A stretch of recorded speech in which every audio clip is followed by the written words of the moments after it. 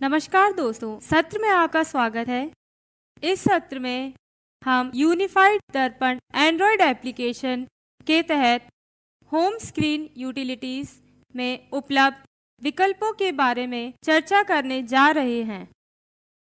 Utilities के अंतर्गत उपलब्ध विकल्प हैं day begin, special remittance, BODA generate करना, बोडा रिपोर्ट्स, IPPB और डे एंड। अब हम इनमें से प्रत्येक विकल्प के बारे में विस्तार से चर्चा करते हैं। पहला विकल्प है डे बिगिन।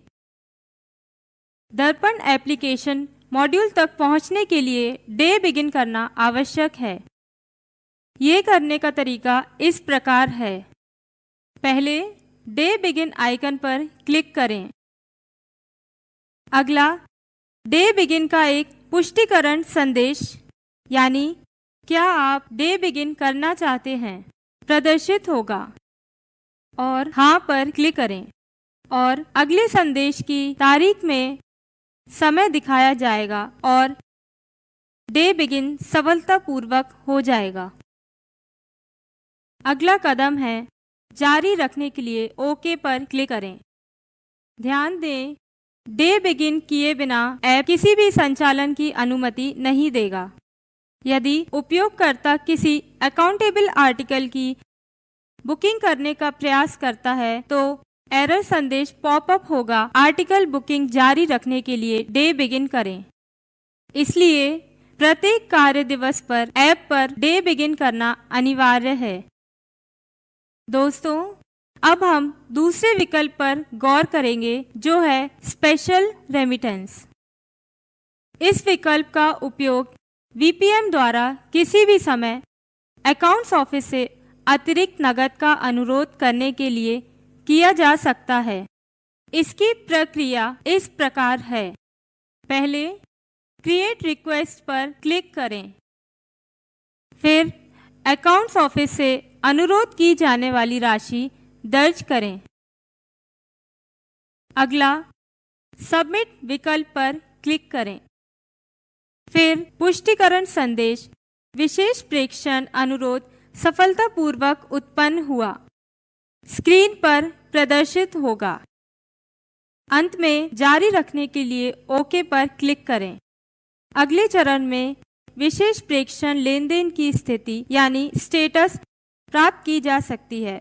अनुरोध की स्थिति जांच करने के लिए अनुरोध स्थिति यानी रिक्वेस्ट स्टेटस पर क्लिक करना है। प्रारंभ में किसी भी अनुरोध की स्थिति पावती लंबित यानी एक्नॉलेजमेंट पेंडिंग के रूप में दिखाई देगी, अर्थात अनुरोध बनाया गया है लेकिन उस अनुरोध की एक्नॉलेजमेंट अभी तक प्राप्त नहीं हुई है। डिवाइस पर एक्नॉलेजमेंट यानी पावती प्राप्त होने के बाद अनुरोध की स्थिति पावती लंबित यानी एक्नॉलेजमेंट पेंडिंग से पावती यानी एक्नॉलेज्ड में बदल जाएगी और स्थिति के बगल में एक पुष्टिकरण बटन दिखाई देगा। अकाउंट ऑफिस से नकद प्राप्त होने पर ब्रांच ऑफिस उपयोगकर्ता को ब्रांच ऑफिस वॉलेट बैलेंस में राशि को अपडेट करने के लिए अकाउंट ऑफिस से नकद विकल्प के तहत अकाउंट ऑफिस से प्राप्त राशि दर्ज करनी होगी। दोस्तों, अब अगले विकल्प पर चलते हैं। Generate branch office daily account यानी बोडा। डे एंड के बाद branch office daily account report वर्तमान व्यावसायिक तिथि के लिए डिवाइस पर जनरेट की जाएगी।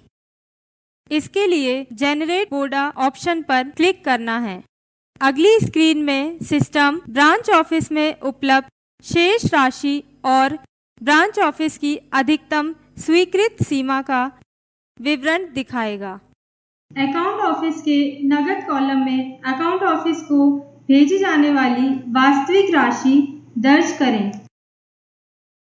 इसके साथ ही देनकारी का विवरण, कैशबैक का वजन, अकाउंट ऑफिस को भेजे गए दस्तावेज दर्ज करें। फिर बोर्डा जनरेट करने के लिए कंफर्म पर क्लिक करें।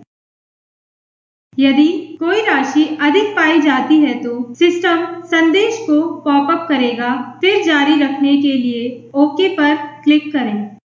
अगली विंडो में बोर्डा रिपोर्ट जनरेट होगी। हम रिपोर्ट को एक बार फिर से देख सकते हैं और प्रिंटर आइकन पर क्लिक करके उसका प्रिंट आउट भी ले सकते हैं। बीओ इस रिपोर्ट को बीओ बैग के माध्यम से अकाउंट ऑफिस को भेजेगा। अगला विकल्प है बोर्डा रिपोर्ट्स। इस विकल्प के उपयोग से उपयोगकर्ता पुरानी तिथियों की शाखा कार्यालय दैनिक खाता रिपोर्ट यानी बोर्डा तैयार कर सकता है। रिपोर्ट ऑल कॉलम में कैलेंडर से तिथि का चयन करके रिपोर्ट जनरेट करने के लिए ओके पर क्लिक करें। जनरेट की गई रिपोर्ट अगली विंडो में प्रदर्शित होगी और इसे प्रिंट भी किया जा सकता है। अब चलिए अगले विकल्प यानी IPPB डेटा एंट्री पर चलते हैं।